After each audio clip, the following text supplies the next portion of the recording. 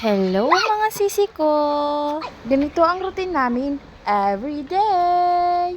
Ito nga pala yung mga pinsan niyang mga kalaro niya. At syempre, yun na yung time para makapag-asikaso ako sa bahay. Diyos ko, mga sisi ko, kailangan times 2 yung galawan ko para matapos ko kaagad yung gawain ko. Habang behave pa si Malia at nakikipaglaro pa siya.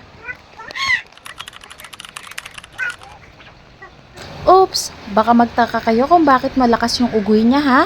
At bakit ganyan yung duyan niya? Si Malia po kasi ayaw niya ng duyan na pang baby. Pero tinry ko rin naman nung sanggol pa siya. At ayaw niya din ng mahina ang ugoy.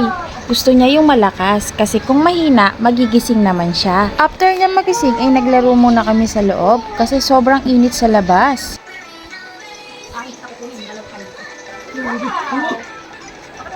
Dito, tinatry kong gupitan yung kuko niya. Diyos ko, nakakaloka. Nag-aaway pa kami para lang magupitan siya. Hindi ko naman siya pwedeng gupitan ng tulog siya. Kasi kapag ginupitan ko siya ng tulog, nagigising naman siya. Kaya ito lang yung time na pwede ko siyang gupitan ng kuko.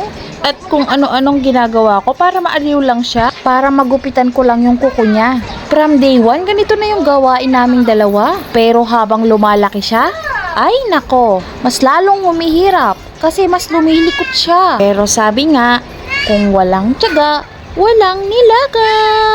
O ayan, tapos na kami maggupitan ng kuko. Naglalabanan naman kami sa pagpunas ng sipon sa ilong niya.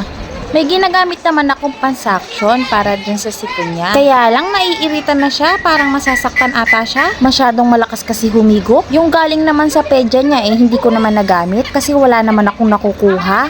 Kaya bumili na lang ako sa Shopee.